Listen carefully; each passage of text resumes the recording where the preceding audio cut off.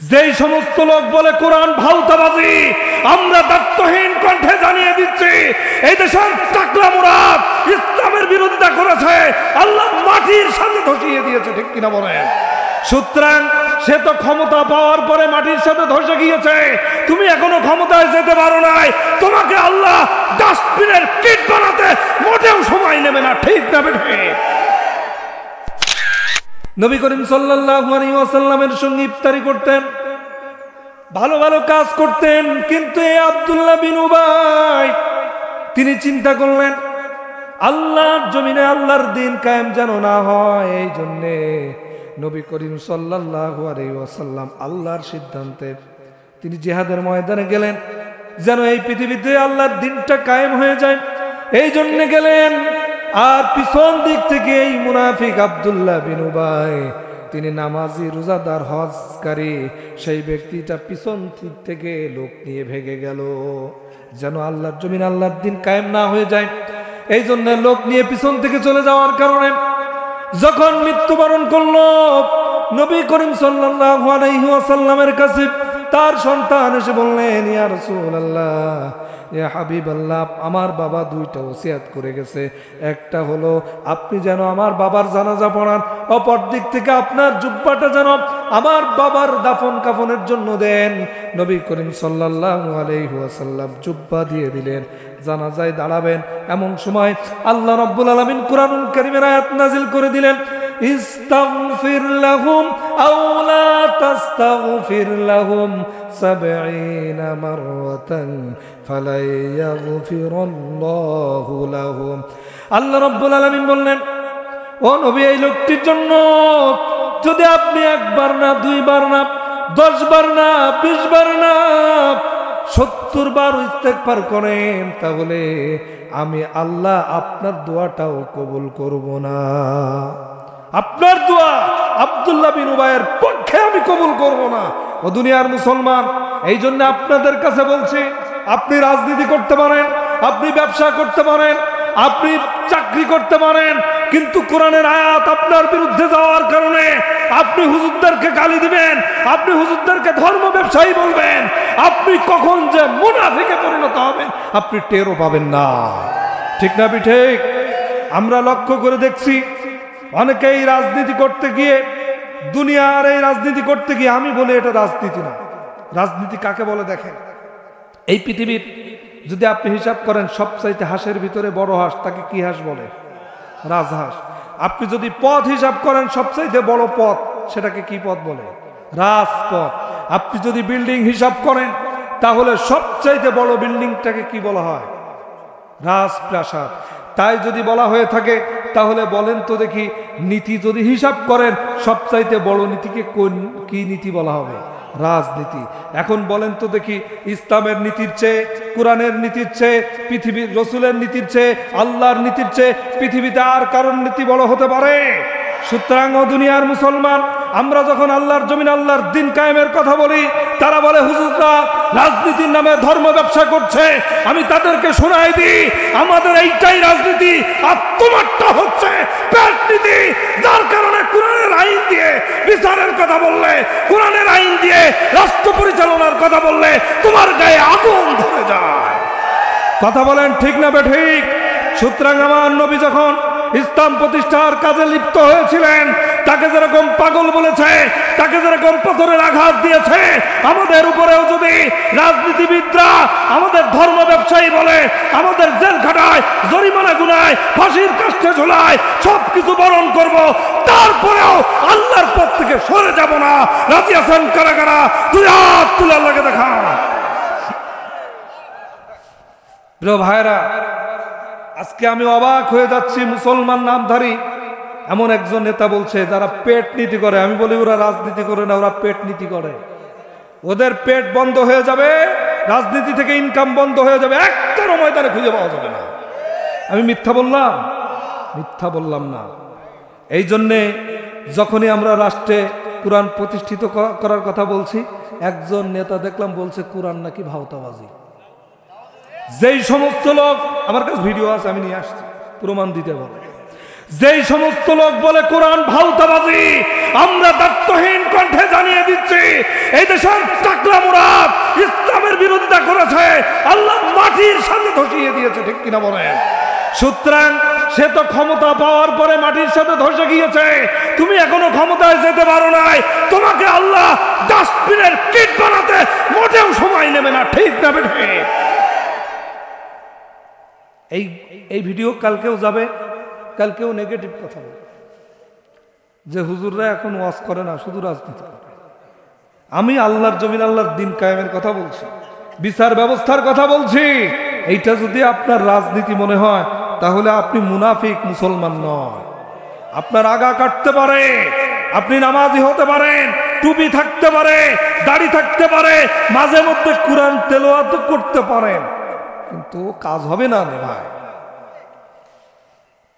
ভাই কষ্ট দিচ্ছে প্রিয় ভাই আমার, বাবাজি নামান, ও দুনিয়ার মুসলমান, অনেকেই চিন্তা করে এই কথাগুলো হুজুর কেন বলছে। কেউ যদি মানুষের হক নষ্ট করে রাজনীতির নামে, সেটা যদি কোনো ইসলামী দলও হয় না কেন, তাহলে বলুন তো দেখি, হক নষ্ট করার কারণে জান্নাত হবে না জাহান্নাম? একটা হাদিস আপনাদেরকে শোনায়। হক খুব সাংঘাতিক বিষয়। হক হচ্ছে দুই প্রকার। কয় প্রকার? হাক্কুল্লাহ আর হাক্কুল ইবাদ। একটা হচ্ছে আল্লাহর হক আর একটা হচ্ছে বান্দার হক। কার হক? একটা আল্লাহর হক আর একটা বান্দার হক। কোন ইসলামী দল অথবা অন ইসলামিক দল কেউ যদি রাজনীতির নামে জনগণের মাল খায়, একটু আপনাদেরকে সতর্ক করার জন্য বলছি ভাই, রাজনীতির বিরুদ্ধে করার কথা বলছি না, আমি ইসলামী দলগুলোর কথাও বলছি। কোন ইসলামী দল যদি ইসলাম নাম নিয়ে জনগণের মাল আত্মসাৎ করে, এটা যত ইসলাম করুক, জাহান্নাম ছাড়া কিছুই হবে না। আজ সাধারণ দলগুলোর কথা তো বলবোই না, এরা তো অধিকাংশ তো পেট নীতি করে, রাজনীতি করে না।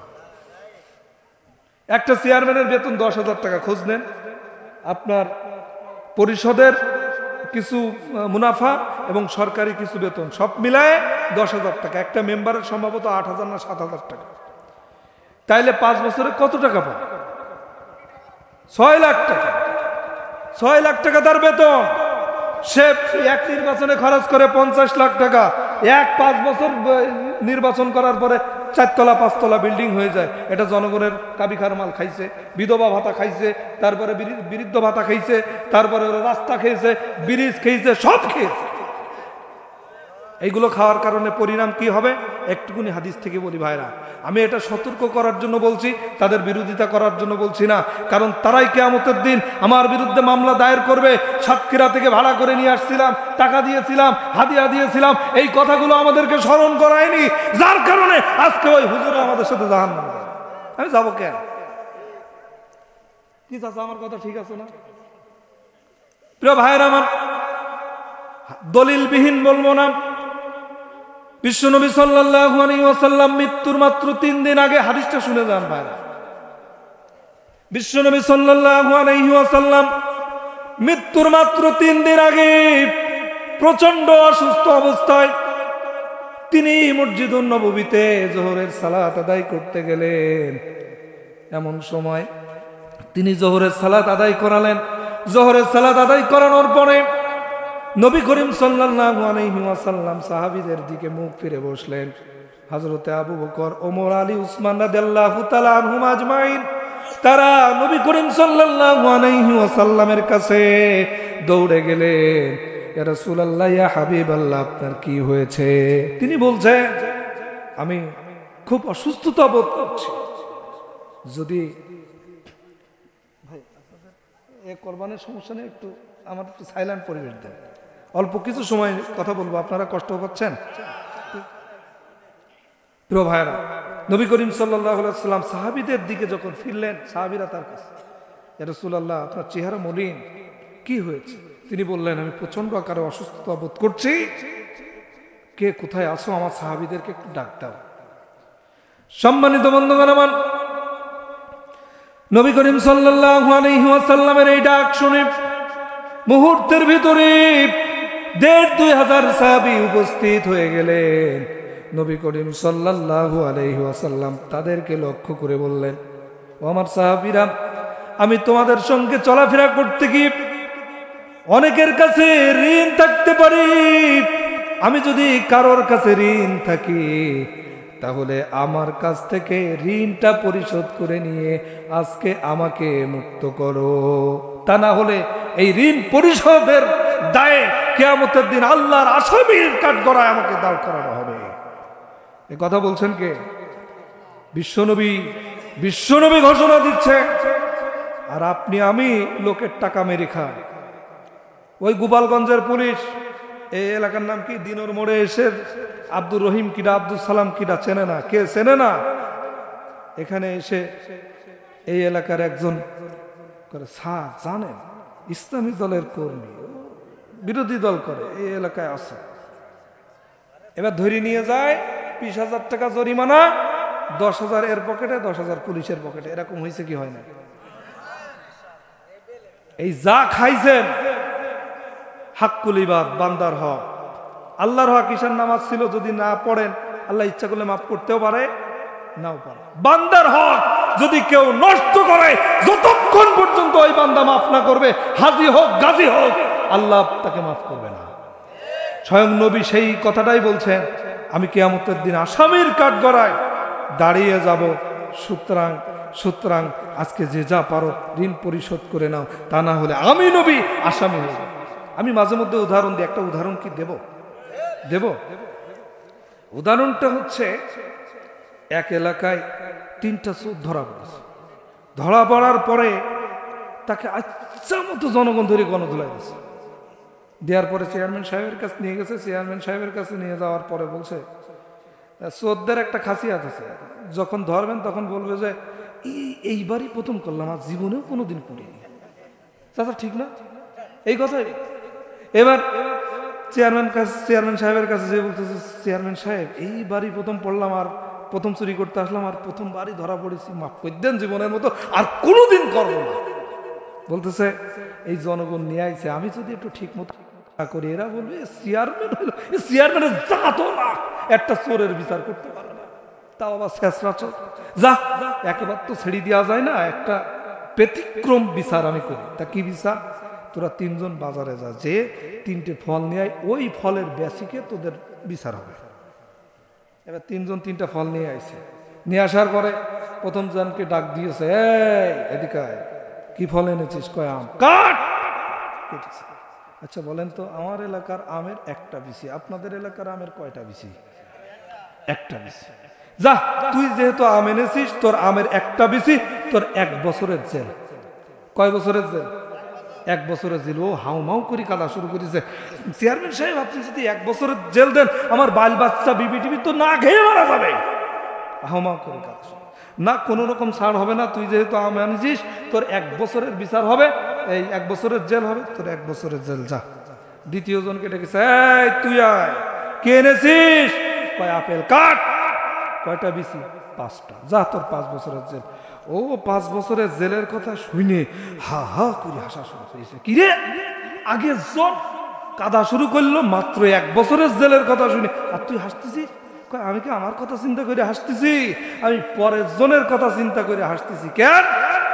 বাজারে এত ফল থাকতে তরমুজ কিনতে গেল কেন?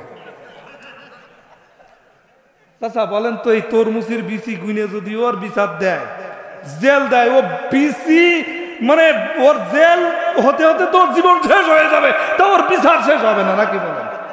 আল্লাহ ঠিক এই কথাটাই বলছে কোরআনে, ফামাইয়া আমাল মিসকালা যাররাতিন খায়রান ইয়ারা ওয়া মাইয়া আমাল মিসকালা যাররাতিন শাররান ইয়ারা। কেউ যদি যাররা পরিমাণ ভালো কাজ করে থাকে, কিয়ামতের দিন সেটা দেখানো হবে, আর সেটার উত্তম প্রতিদান দেয়া হবে। আর কেউ যদি যাররা পরিমাণ গুনাহ করে, সেটাও দেখানো হবে, সেটার শাস্তিও দেয়া হবে। যাররা কারে বলে জানেন? শস্য না। এই টর্চ লাইট আছে নাকি আপনাদের কাছে, কারো কাছে? এখনই মারবেন ওই অন্ধকারে, যে দূর থেকে দেখবেন ওর ভিতরে ছোট্ট ছোট্ট গলিগুনা দেখা যায়, যেগুলো এখন আর দেখতে পাচ্ছেন।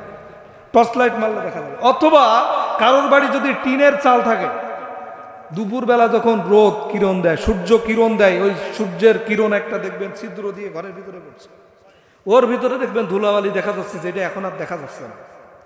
ওই যে ধুলোবালি যেরকম, অতটুক গুনাহ যদি করেন, কিয়ামতের দিন তার হিসাব দিতে হবে প্রিয় ভাইরা। এই জন্য হক যদি নষ্ট করেন, বোনের হক, ছেলের হক, মেয়ের হক, জনগণের হক, যত প্রকার বান্দার হক আছে যদি নষ্ট করেন, কিয়ামতের দিন যতক্ষণ পর্যন্ত ওই বান্দা মাফ না করবে আপনি জান্নাতে যেতে পারবেন না। নিজ দলের লোক মাফ করে দিল, বিরোধী দল যাদেরকে ফাঁসির কাস্টে ঝুলিয়েছেন তারা কি মাফ করবে? বিনা অপরাধে ঘরের থেকে উঠায় নিয়ে আম বাগান, কাঁঠাল বাগান, লিচু বাগান বোম বানাতে বানাতে, ককটেল বানাতে বানাতে ধরে এনেছি, ওইগুলো কি মাফ করবে? প্রিয় ভাইরা আমার, এবার দেখেন নবী করিম সাল্লাল্লাহু আলাইহি ওয়াসাল্লাম, ভাইরা কষ্ট দিচ্ছে, এই হাদিসটা শেষ করে আমি আলোচনা শেষ করে দেব ইনশাআল্লাহ। নবী করিম সাল্লাল্লাহু আলাইহি ওয়াসাল্লাম এবার সাহাবীদেরকে উদ্দেশ্য করে বললেন, আমি যদি কারোর কাছে ঋণ পেয়ে থাকি, এই ঋণী হয়ে থাকি, তাহলে আমার কাছ থেকে ঋণটা পরিশোধ করে না। কেউ কোনো হাত তুললেন না। এবার নবী করিম সাল্লাল্লাহু আলাইহি ওয়াসাল্লাম সাহাবীদেরকে লক্ষ্য করে বললেন, আমি যদি তোমাদেরকে কোনো প্রকার কষ্ট দিয়ে থাকি, আমি নবী যেইভাবে কষ্ট দিয়েছি সেইভাবে কষ্ট দিয়ে আমার বিরুদ্ধে প্রতিশোধ নিয়ে নাও, তা না হলে কিয়ামতের দিন আমি আল্লাহর আসামি হয়ে যাব। পিছন দিক থেকে একজন সাহাবী হাত তুললেন, নাম হচ্ছে জুরআ রাদিয়াল্লাহু তাআলা, মুখস্থ করে যান প্রিয় ভাইরা, শিক্ষা আছে। নাম কি? জুরআ। এই জুরআ রাদিয়াল্লাহু তাআলা পিছন দিক থেকে হাত তুললেন। নবী করিম সাল্লাল্লাহু আলাইহি ওয়াসাল্লাম বললেন, জুরআ, আমি তোমাকে কিভাবে আঘাত দিয়েছি? তিনি বললেন, ইয়া রাসূলুল্লাহ, ইয়া হাবিবাল্লাহ, জিহাদের ময়দানে, ও খন্দকের জিহাদ, আপনিও পরীক্ষা খনন করছিলেন, আমিও করছিলাম। এমন সময় আপনি ঘোড়াটা চালানোর জন্য, ঘোড়া অথবা উট চালানোর জন্য চাবুক দিয়ে মৃদু আঘাত করেছিলেন, সেই আঘাতটা তার পিঠে লাগতে যে আমার পিঠে লেগেছিল। সেই মৃদু আঘাতের প্রতিশোধ আজকে নিতে চাই। প্রিয় ভাইয়ের আমার, আজকে সেই আঘাত নিতে চাই। এমন সময় হযরত ওমর রাদিয়াল্লাহু তাআলা আনহু দৌড়ে চলে এলেন। তিনি রাগান্বিত হয়ে গেলেন, ও দুনিয়ার মুসলমান, বলেন তো দেখি, ওমর রাদিয়াল্লাহু তাআলা আনহু ইসলামের ব্যাপারে নরম ছিলেন না কঠিন ছিলেন? আবার নবীর ব্যাপার, নবীকে আঘাত করতে আসে জোড়া, এত দুঃসাহস তোকে কে দিয়েছে? চোখ রাঙাতে রাঙাতে চলে এসছে, নবীকে আঘাত করবি? বলতেছে, ওমর তুমি চোখ রাঙাও কেন? আজকে নবী স্বয়ং আমাকে আঘাতের প্রতিশোধের সুযোগ দিয়েছে, তুমি আমার সামনে থেকে সরে যাও। আচ্ছা বলেন তো, ওমরের এখন আর কিছু করার আছে? কিছু করার আছে? কিচ্ছু করার নেই। এবার হযরত ওমর রাদিয়াল্লাহু তাআলা আনহু বুঝতে পারলেন, যেহেতু জুরার সামনে আজকে তর্কে বিতর্কে পারা যাবে না, এবার তিনি কেঁদে ফেললেন, হে জুরা, তোর যদি একটা আঘাতের বদলে 100 আঘাত মারতে মনে চায়, আমি ওমর পিঠ পেতে দিলাম, আমার পিঠে তুই আঘাতটা কর। কারণ সাহাবীরা নবীকে কলিজা দিয়ে ভালোবাসতেন। নবী করিম সাল্লাল্লাহু আলাইহি ওয়াসাল্লাম একবার জিহাদে যাচ্ছেন, এমন সময় একজন মহিলা সাহাবী এলেন, এসে ছোট্ট বাচ্চাটাকে নবী করিম সাল্লাল্লাহু আলাইহি ওয়াসাল্লামের সামনে তুলে ধরলেন, ইয়া রাসূলুল্লাহ, আমার বাড়িতে আপনার সঙ্গে পাঠানোর মতো, জিহাদে যাওয়ার মতো কোনো যুবক ছেলে নেই। আমার ছেলে যদি থাকতো, যদি এরকম পুরুষ থাকতো, অবশ্যই আপনার সঙ্গে জিহাদে পাঠিয়ে দিতাম, কিন্তু নেই। ইয়া রাসূলুল্লাহ, আমার এই ছোট্ট বাচ্চা, দুগ্ধ বাচ্চাটা আপনি নিয়ে যান জিহাদের ময়দানে। নবী বলছেন, এই বাচ্চা নিয়ে কি হবে? সে তো যুদ্ধ করতে পারবে না, জিহাদ করতে পারবে না। ইয়া রাসূলুল্লাহ, আমি জানি আমার এই ছোট্ট বাচ্চা জিহাদ করতে পারবে না, কিন্তু আমার রাসূলের দিকে কাফের মুশরিকরা যখন তীরের আঘাত দূর থেকে নিক্ষেপ করবে, সেই তীর নিক্ষেপগুলি অন্তত পক্ষে ঢাল হিসাবে আমার সন্তানকে সামনে ধরেন দুপাশটা হজম করে আবার রাসূলকে হেফাজত করতে পারবে। এই হচ্ছে সাহাবীদের ভালোবাসা। আজ জুরা প্রতিশোধ গ্রহণ করতে আসে সেই সাহাবীদের সামনে, কত বড় সাহস! ও দুনিয়ার মুসলমান, অথচ আমরা বাংলার জমিন 90% মুসলমানের জমিনে দেখতে পাই মাঝে মধ্যে কিছু রাম বাম নাস্তিক আর মুরতাদ আমার নবীকে নিয়ে বাজে মন্তব্য করে, ও দুনিয়ার মুসলমান, বাংলার জমিনে যদি আর কোনো ব্যক্তি আমার নবীকে নিয়ে বাজে মন্তব্য করে, আমরা টেকনাফ থেকে তেতুলিয়া, রূপসা থেকে পাতুরিয়া, সুন্দরবন থেকে নিয়ে বান্দরবন পর্যন্ত প্রতিবাদের দুর্গ করে তুলবো, ঠিক না বেটে? সুতরাং রাজি আছেন? কারা কারা দুই হাত তুলে আল্লাহকে দেখা। প্রিয় ভাইয়ের আমার, এবার নবী করিম সাল্লাল্লাহু আলাইহি ওয়াসাল্লামের সামনে থেকে জুরায়র রাদিয়াল্লাহু তাআলা আনহু বললেন, ওমর তুমি এই মুহূর্তে সরে যাও, আমি তো তোমার পিঠে আঘাত করতে চাই না। এবার হযরতে আবু বকর রাদিয়াল্লাহু তাআলা আনহু এলেন, এসে বলছে, হে জুরা, আমি তোমার কাছে এলাম, তুমি যদি একটা আঘাতের বদলে আমাকে 1000 আঘাত মারতে মনে চাও, তাহলে তুমি 1000 আঘাত মারো, তবু আমার রাসূলের পিঠে আঘাত করো না।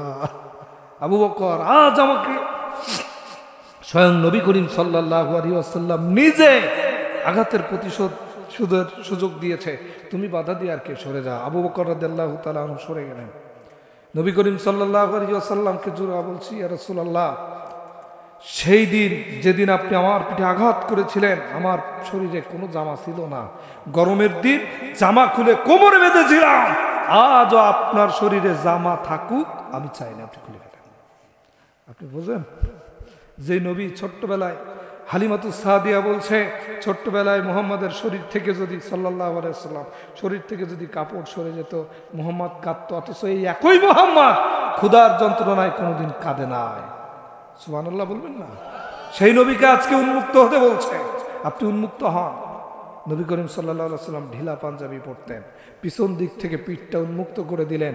বিশ্বনবীর পিঠে ছিল একটা মোহরে নবুয়াত, গোলাপি কালারের ডিম্বা আকৃতির। নবী করিম সাল্লাল্লাহু আলাইহি ওয়াসাল্লাম বলছেন, কোন ব্যক্তি যদি সেই মোহরে নবুয়াতে চুম্বন আঁকতে পারে, সে জান্নাতে চলে যাবে। হযরত আনাস রাদিয়াল্লাহু তাআলা আনহুকে চাবুকটা আনতে বলা হলো, চাবুকটা আনলেন, এনে জুরার হাতে যখন তুলে দিলেন, জুরা সেই চাবুক দূরে ছুঁড়ে মারলেন। ইয়া রাসূলুল্লাহ, আপনাকে তো আমি কলিজার চাইতে বেশি ভালোবাসি, আর আপনাকে আঘাত করব, সেটা কিভাবে হবে? আমি জুরা কিভাবে করব? আপনার মুখ থেকে যেদিন শুনেছি, আমি আজকে চিন্তা করেছি এই একটা বিশাল টার্গেট, জান্নাতে যাওয়া। কারণ ওই মোহরে নবুয়াতে চুম্বন আঁকবো, তিনি দূরে ছুঁড়ে ফেলে দিয়ে চুম্বন আঁকলেন আর বললেন, ইয়া রাসূলুল্লাহ, এতক্ষণ পর্যন্ত যে নাটক করেছি, অভিনয় করেছি, এর জন্য ক্ষমা করে দিন। সুবহানাল্লাহ। আগামীকাল সকালবেলা রাসূলুল্লাহ সাল্লাল্লাহু আলাইহি ওয়াসাল্লাম পিছন দিক থেকে চুলের ঝুঁটিটা ধরে সামনে আনলেন, হে জুরা, তুই তো জান্নাতি হয়ে গেল। আচ্ছা, তুমি কি আমার কাছে কিছু চাও? হ্যাঁ ইয়া রাসূলুল্লাহ, আপনি যদি চাইতেই বলেন চাই, তবে এইটা একটু শেষে বলবো প্রিয় ভাইরা, এটা এখন বলবো না, এটা বাধাই রাখতেছি। এর ভিতর থেকে যেহেতু মা বোনরা এসছে, তাদের জন্য স্পেশাল কিছু কথা বলতে চাই, বলবো 5-10 মিনিট। মায়েরা, বোনেরা, আমরা আপনাদের লালন পালন করি, দেখাশোনা করি, আমরা পুরুষরা স্ত্রী হিসাবে গ্রহণ করি না? আবার আপনারা আমাদেরকে জন্ম দেন, আমাদের পায়ের নিচে জুতা, আর আপনার পায়ের নিচে আল্লাহ জান্নাত রেখেছেন। আল জান্নাতু তাহতা আকদামিল উম্মাহাত। কে বলেছেন?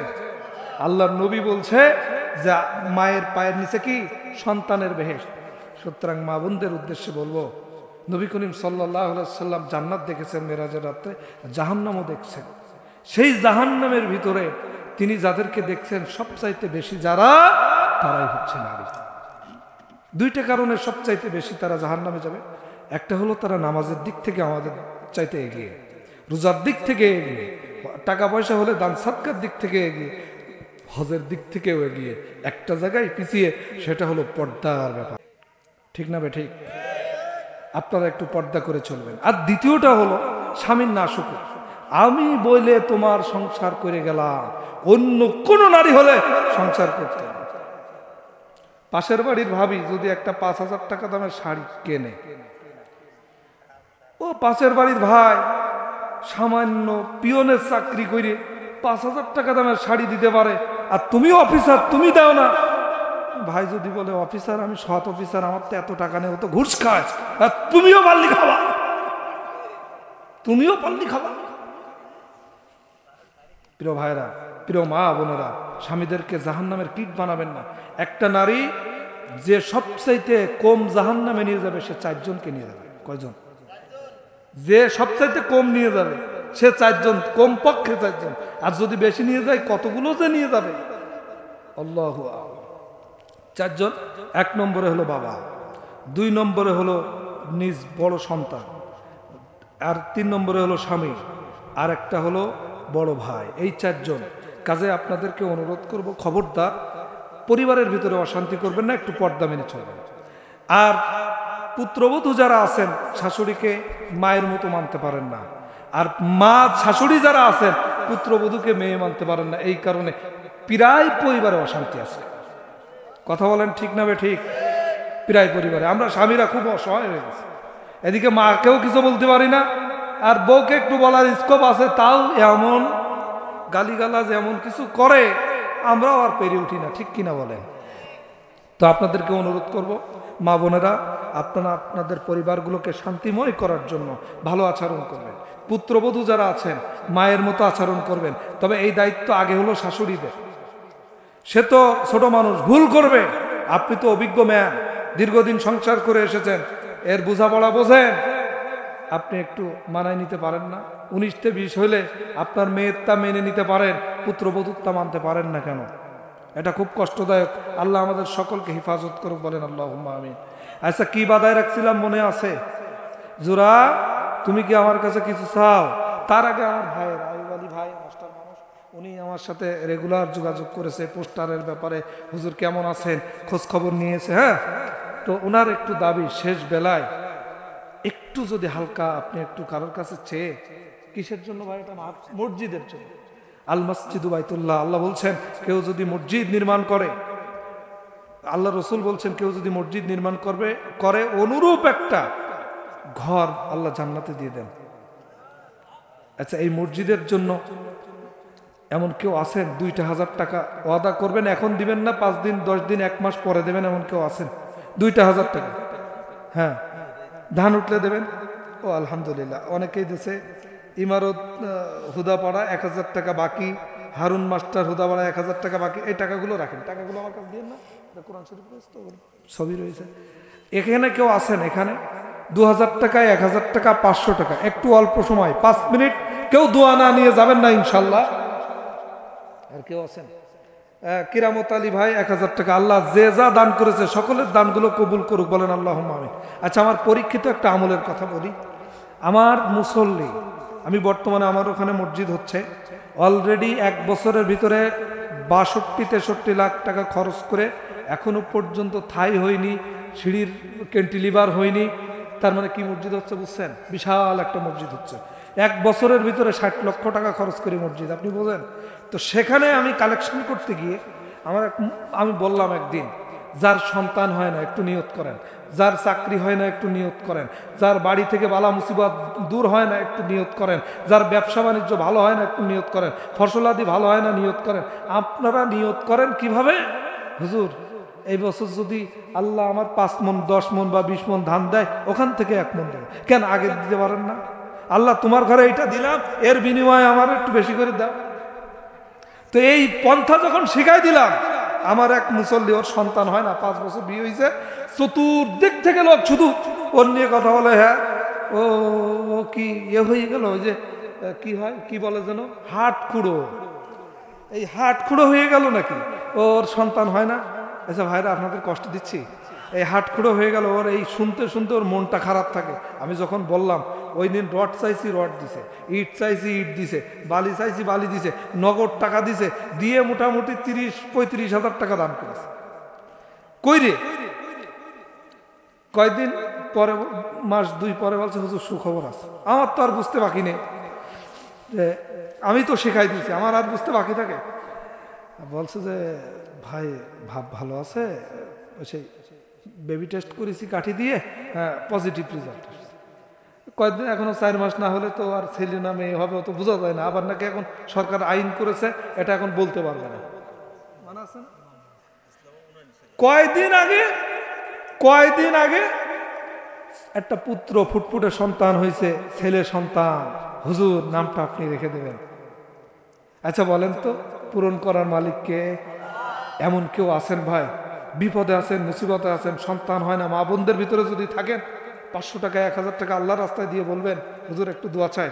যদি লজ্জায় বলতে না পারেন, গোপন থাকুক, হুজুর আমার আমি 500 টাকা দেবো। এমন কেউ আছেন? 500 1000।